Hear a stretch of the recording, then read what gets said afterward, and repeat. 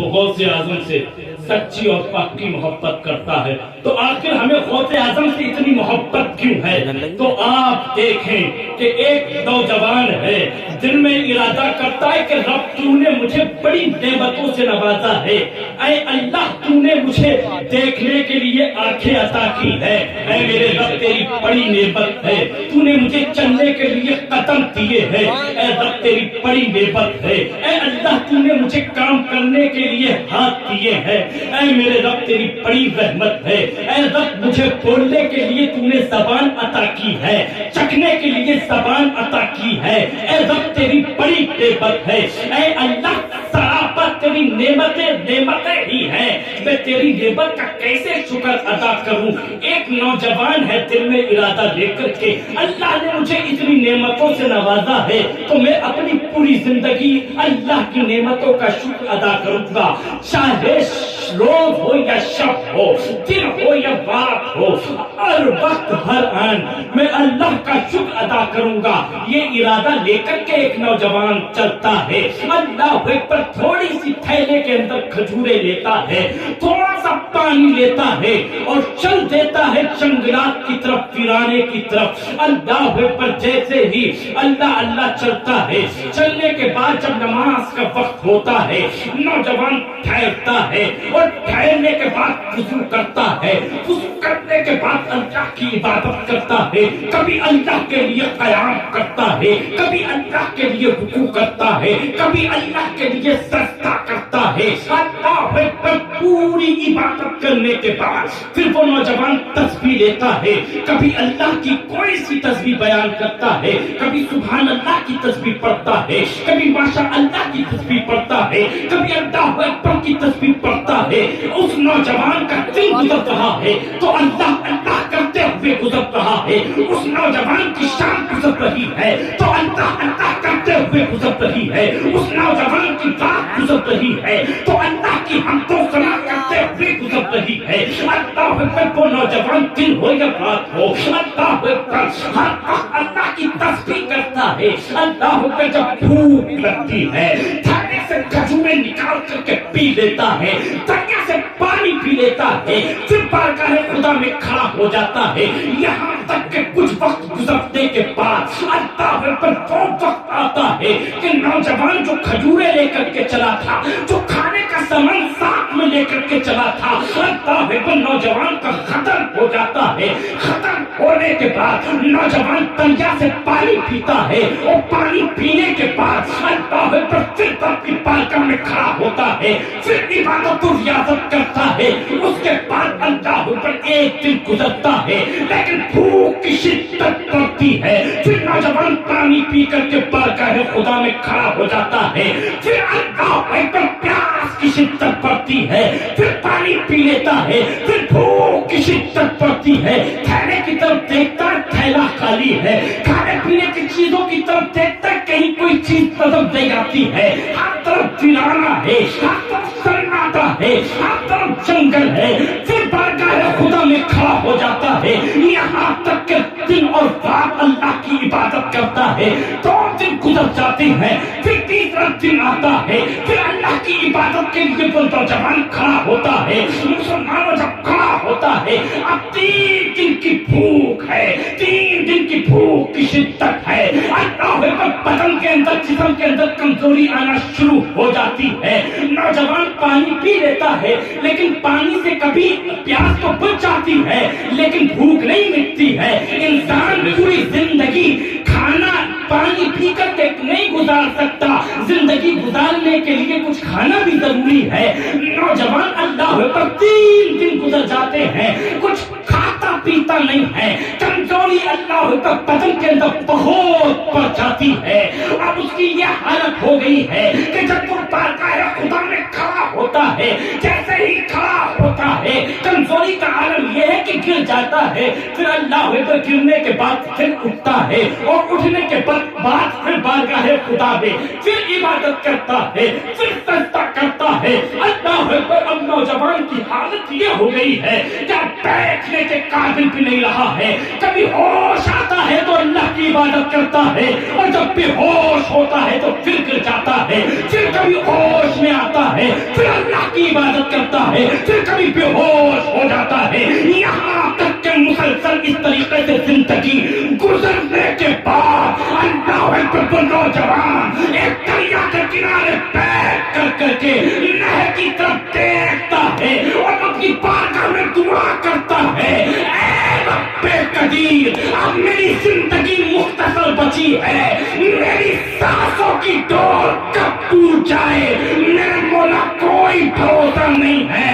ऐ मेरे मालिक और मौला, अब मैं चाहता हूँ कि तेरी रहमत का दरिया जोश पर आए और ऐ मेरे रब, अब मैं चाहता हूँ कि अल्लाह अकबर के पानी को मौला कुछ खाने का इंतजाम हो जाए, इसलिए कि है मेरे मालिक अब मैं कुछ नहीं खाता हूँ तो अल्लाह पर ऐ परवरदिगार टूट जाएगी। अल्लाह पर नौजवान दरिया के किनारे बैठता है, दरिया की तरफ टिकटिकी लगाए देखता है कि काश इस दरिया में से कोई चीज आ जाए, फिर हिम्मत कर करके उठता है, फिर चलता है चंद्रात की तरफ। क्या देखता है कि एक बाग है, उस बाग के अंदर खजूरें लगी हैं, नौजवान की नजर उस खजूरों पर पड़ती है। जब वो उन खजूरों को देखता है अपने हाथ को बढ़ाता है, बढ़ाने के बाद फौरन खींच लेता है। अल्लाह पर खींचने के बाद दिल में इरादा आता है, दिल में सोचता है कि अगर मैंने इस खजूर को तोड़ा और अपना लुक्मा बनाया तो अगर इस खजूर का और इस बाग का बागबान मालिक नहीं देख रहा है तो क्या हो गया, लेकिन मेरा रब्बे कदीर देख रहा है, मेरा रब देख रहा है। ये सोच करके खजूर नहीं तोड़ता है।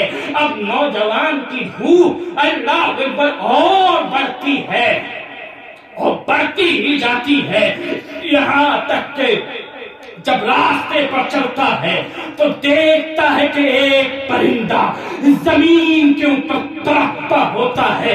दिल चाहता है कि इसको हलाल कर करके भून करके अपना लुक्मा बना ले, अपनी भूख को मिटा ले, लेकिन जैसे ही इस परिंदे को छूता है सोचता इस पर मेरा हक नहीं है, किसी ने मेहनत और मशक्कत कर करके इसका शिकार किया है, अगरचे शिकारी नहीं देख रहा है तो क्या हो गया, लेकिन मेरा रब देख रहा है, मेरा अल्लाह देख रहा है।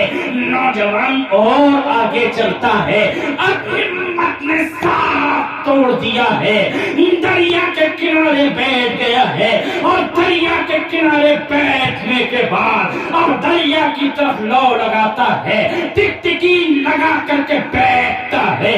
क्या देखता है कि दरिया की तरफ से कोई चीज बहती हुई आती है। अल्लाह पर नौजवान का दिल और खुश होता है, मुतमईन होता है, हिम्मत बांध करके जिस तरीके से वो चीज आती है पढ़ता है और आगे पढ़ना शुरू कर देता है, यहाँ तक कि वो पहने वाली चीज और आगे आती है जो अभी तक लाल कलर की नजर आती है। अब जब देखता है अल्लाह पर तो नजर आता है एक ताजा तरीन से बहकर के दरिया में आ रहा है। नौजवान का दिल मचल जाता है और आगे बढ़ता है, अल्लाह अकबर हाथ को आगे बढ़ाता है, वो सेब बहता हुआ उसके हाथ के पास आता है। नौजवान उस सेब को पकड़ता है, पकड़ने के बाद उठाता है, उठाने के बाद अपना अल्लाह पर लुक्मा बनाता है और लुक्मा बनाने के बाद जैसे ही वो नौजवान उस सेब को खाता है, सेब जबान के बाद अल्लाह पर दांतों से चबाने के बाद जैसे ही हलक के नीचे पहुंचता है, पेट के अंदर पहुंचता है, अल्लाह पर नौजवान का दिलो दिमाग काम करने लगता है। अब तक तो उनने अल्लाह पर उस सेब को खाया था, لیکن کھانے کے بعد اب وہ نوجوان سوچنے لگتا ہے کہ جس سیب کو میں نے کھایا ہے اس سیب کا میں مالک نہیں ہوں، بلکہ سیب کا مالک وہ ہے اتنی محنت و مشقت کرنے کے بعد اس درخت کو بڑا کیا ہے، اس کی نلائی کی ہے، اس میں پانی ڈالا ہے، اس کو جوتا ہے، محنت و مشقت کرنے کے بعد درخت کو پیڑ کو بڑا کیا ہے، اس کے بعد اس میں سیب آیا ہے۔ اللہ اکبر، سوچنے لگتا ہے اس کا مالک تو وہ ہے کہ جس نے اتنی محنت و مشقت کی ہے۔ اب بارگاہ خدا میں رونا شروع کر دیتا ہے کہ اے میرے رب، میں نے ایک خطا کر دی ہے، اے رب تو غفار ہے، اے میرے مالک و مولا تو رحمان و رحیم ہے، اے پروردگار میری غلطی کو معاف کر دے، میری خطا کو معاف کر دے۔ نوجوان روتا جاتا ہے، اپنی غلطی کی معافی مانگتا جاتا ہے، لیکن جیسے ہی ذہن کی بتی کھلتی ہے نوجوان سوچتا ہے کہ اللہ نے دنیا کے اندر دو حق رکھے ہیں۔ کتنے حق رکھے ہیں؟ ذرا زور سے دو حق، بے شک۔ ایک رب کا حق ہے جی بے شک، جسے حقوق اللہ کہتے ہیں، جی بے شک، بے اور شک۔ ایک بندے کا حق ہے جسے کہتے ہیں حقوق العباد۔ بے شک، نماز پڑھنا اللہ کا حق ہے، بے شک۔ روزہ رکھنا اللہ کا حق ہے، زکوٰۃ دینا اللہ کا حق ہے، بے شک۔ حج کرنا اللہ کا حق ہے۔ اگر کوئی چھوڑ دے اور اس کی مہربانی ہو جائے تو معاف ہو سکتا ہے، لیکن ایک حقوق العباد ہوتا ہے۔ کیا ہوتا ہے؟ حقوق العباد۔ ایک مثال سے سمجھو، اگر کسی نے کسی کے 1000 روپے چوری کر لیے اور چور صبح کو ارادہ کرے کہ اے مالک و مولا، میں نے 1000 روپے کی چوری کی ہے، آج کے بعد میں چوری نہیں کروں گا، اے میرے رب میری خطا کو معاف کر دے، اے میرے رب میری غلطی کو معاف کر دے، میرے گناہ کو معاف کر دے، آج کے بعد میں کبھی چوری نہیں کروں گا، تو شریعت کہتی ہے کہ ایک دن کیا بلکہ پوری سال، اور پوری سال کیا پوری زندگی اگر وہ گناہ کی معافی مانگتا رہے اللہ معاف نہیں کرے گا۔ معافی کا طریقہ یہ ہے کہ جس کے 1000 روپے تم نے چرائے ہیں پہلے اس سے معافی مانگ، اگر اس بندے نے تجھے معاف کر دیا تو سمجھ رب کی ذات سے یہ امید رکھ کہ تیرا رب بھی تجھے معاف کر دے گا۔ نعرے رسالت، مسلک اعلیٰ حضرت، مسلک اعلیٰ حضرت فیضان حضور شاہ جی میاں، فیضان حضور اچھے میاں حضرت علامہ سبحان میاں صاحب قبلہ، نعرے تکبیر، نعرے رسالت، بہت خوب ماشاءاللہ، سبحان اللہ۔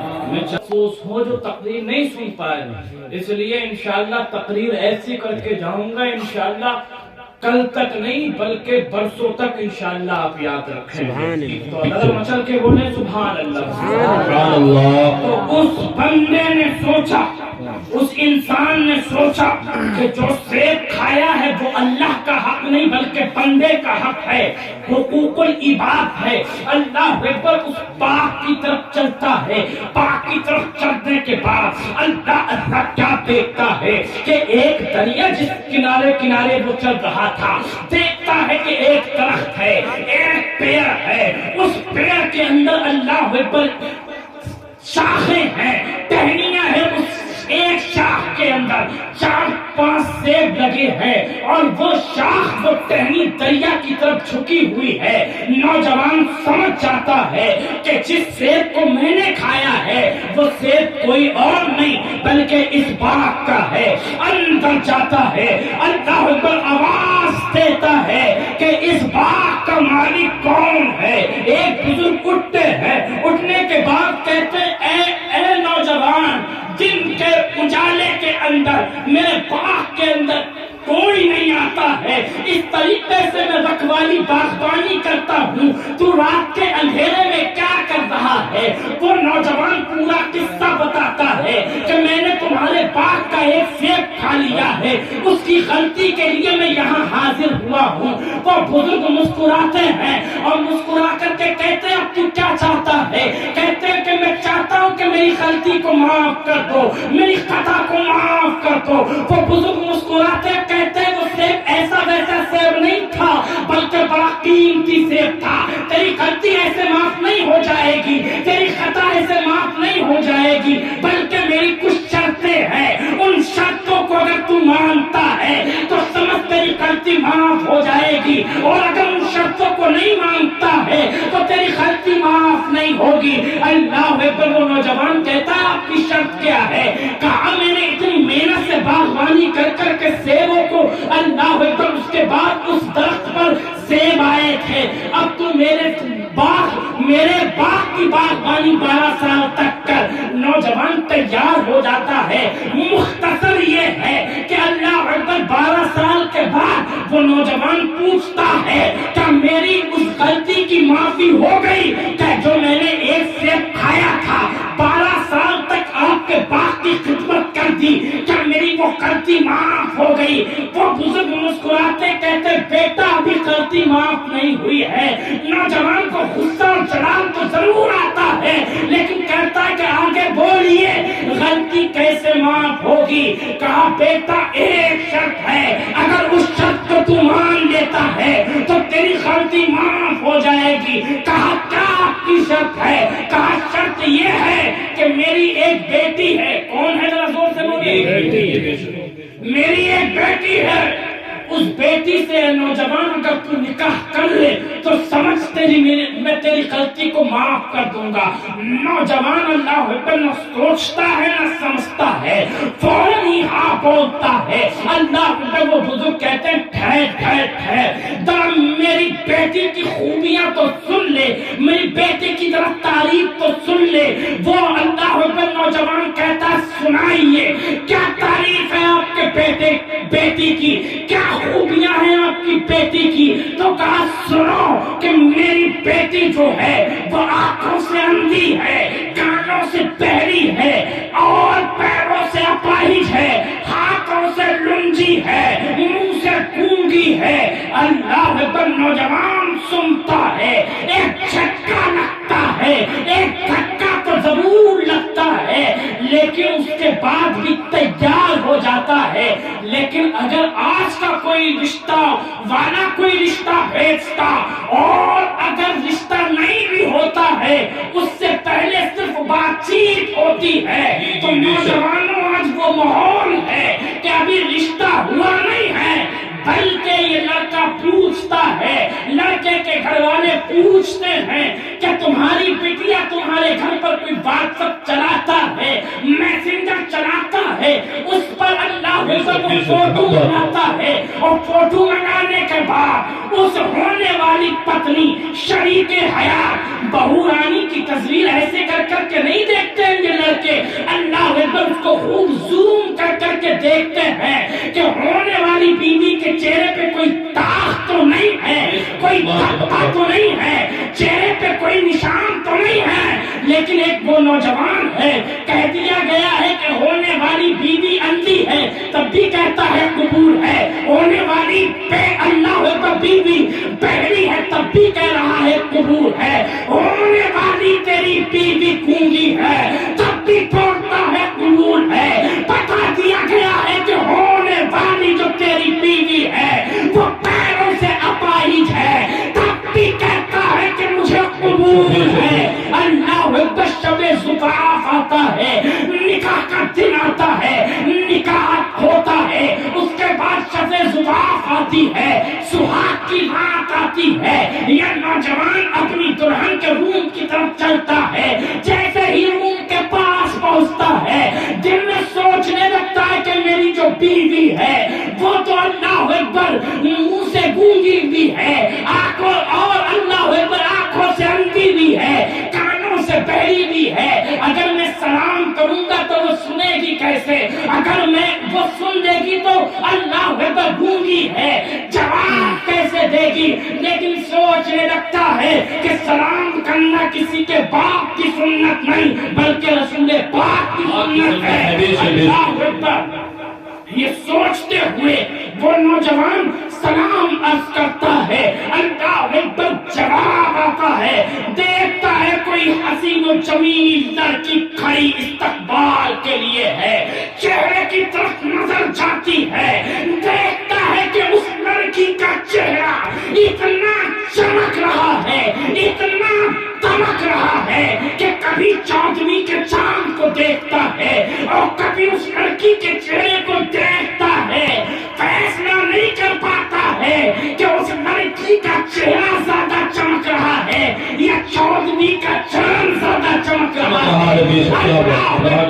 इतनी हसीन और जमील बेटी जब वो नौजवान देखता है, अल्लाह अकबर सलाम करने के बाद फौरन अल्लाह अकबर अपने कदमों को खींचता है और कदम खींचने के बाद अल्लाह अकबर उन बुजुर्ग के पास जाता है और बुजुर्ग के पास जाने के बाद उनका गिरबान पकड़ता है, कहता है कि तुमने मेरे साथ बहुत बड़ा धोखा किया है। बुजुर्ग मुस्कुराते कहते बेटा मैंने तेरे साथ कौन सा ऐसा धोखा किया है? कहा तुमने बहुत बड़ा धोखा किया है। कहा क्या धोखा किया है? कहा धोखा ये किया है कि बेटी कैसी बताई थी और बेटी कैसी है? कहा बेटी मैंने बेटा कैसे बताई थी? तो कहा तुमने कहा था कि तुम्हारी बेटी अल्लाह अकबर आंखों से अंधी भी है, कानों से बहरी भी है, मुंह से गूंगी भी है, पैरों से अपाहिज है, लेकिन मैंने देखा है कि इतनी सारा जिंदगी गुजारने के बाद इतनी हसीन और जमील लड़की तो मैंने देखी नहीं है। अल्लाह अकबर। वो नौजवान कहता है कि तुमने मेरे साथ धोखा क्यों किया? वो बुजुर्ग मुस्कुराते हैं और मुस्कुरा करके जवाब देते हैं कि बेटा मैंने तेरे साथ धोखा नहीं किया है। तो कहा तुमने ऐसा बोला क्यों? कहा मेरी हिकमत थी। कहा हिकमत क्या थी? तो कहा कि मेरी बेटी बेमिसाल थी तो उसके लिए बेटा भी बेमिसाल है। मैंने अपनी बेटी को अंधा इसलिए कहा था कि आज तक मेरी बेटी ने खिलाफे शराब देखा नहीं है, इसलिए मैंने उसे अंधा कहा था। आज तक मेरी बेटी ने खिलाफे शराब सुना नहीं है, इसलिए मैंने उसे बहरा कहा था। आज तक मेरी बेटी ने शरीयत के खिलाफ एक लफ्ज बोला नहीं है, इसलिए मैंने उसको गूंगा कहा था।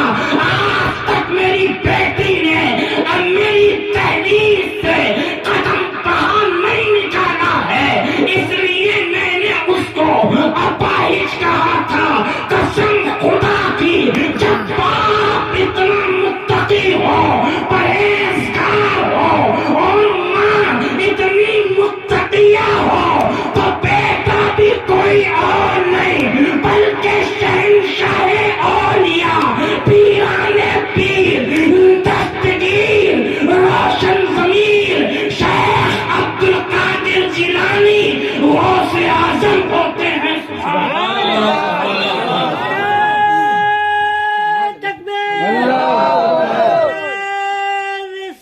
या